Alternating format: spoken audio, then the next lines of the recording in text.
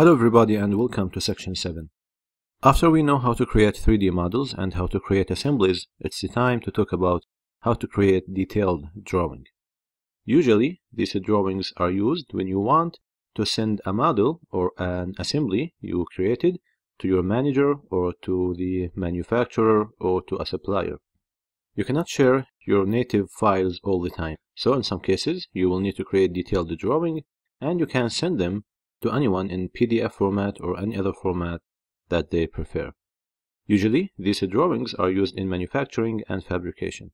Now, let's talk about creating a drawing file. Before creating a drawing file, we have to have a 3D model. That's why I will start with a new part file, and I will start a sketch on the front, and here I will create a rectangle and give it the following dimensions. Then let's extrude this to 100 millimeters and set it to mid-plane. And after that, select fillet and set this to 30. And then select this edge. And after that, select chamfer and select this edge and make sure to set it to 25. And then start a sketch on this face. And let's draw a circle and give it a diameter of 30 millimeters. And then select extruded cut and make sure to select through all. Then start a sketch on this face and simply let's place a point, make it horizontal with the origin, and then set a distance between the point and the edge of 20 millimeters. Then finish the sketch and go to Hole Wizard.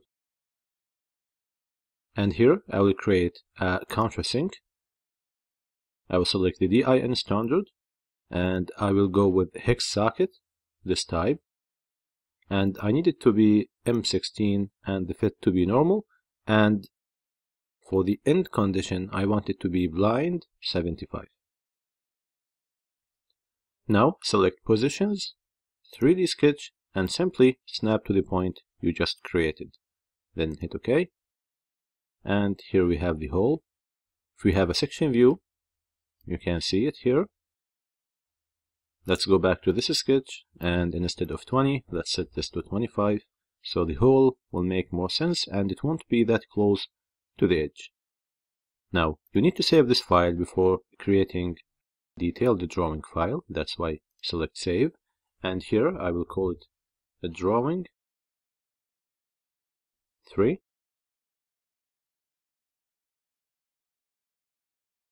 Once it's saved, you can come to this arrow here and select Make a Drawing from Part Assembly. Here you need to define two things. The sheet size, which is very important when it comes to printing out these sheets, and the other one is the standard. So I will select the DIN and I will go with A3. So A3 is the size of the sheet and DIN is the standard, then hit OK. And here you will have this sheet. As you can see, we have the name listed here automatically, which is the same as the part file, drawing 3. And here's the size. And later on in this section, we will see how we can modify this box, because we don't need all these fields all the time. Now, let's talk about inserting the views. We have two ways to do this. The first one is to go to Drawing, then Model View.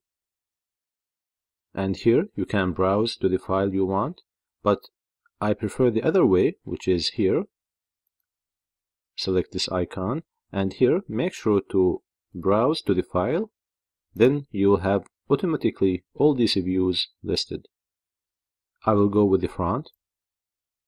Just drag and drop. Now if you move the mouse up, you will have another view. Move it down, move it left, move it right, and if you move it with an angle, you will have this view. Once done, hit OK here, and here we have all the views about this body.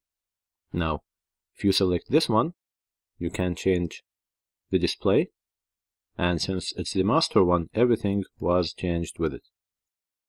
Now, if you try to drag it, everything moves with it since it's the master one. You can drag this here, you can drag this here, but you cannot drag them up and down because they are projection views. You can change the view of this one. And now, let's talk about the scale.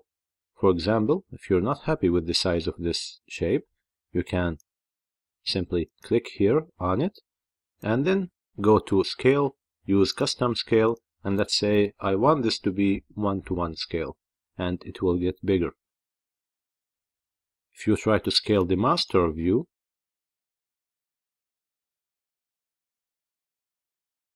now everything will be modified with it. So make sure to be aware of this point. Let's say let's set this to 3. And now drag this. In some cases, you will need to be able to deal with this view separately without the link it has here. So we need to break this link. To do so, select this view, right-click, and go to Alignment, and here, Break Alignment. Now, if you try to drag it, it goes in any direction you want, but you cannot do this with this one because it still has the link here. Now, let's go back here and let's insert the, let's say, isometric view.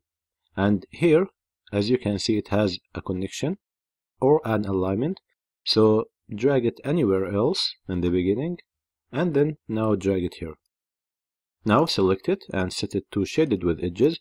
And if you're not happy with this angle, simply you can select 3D drawing view and select this view, and now click, hold, and rotate.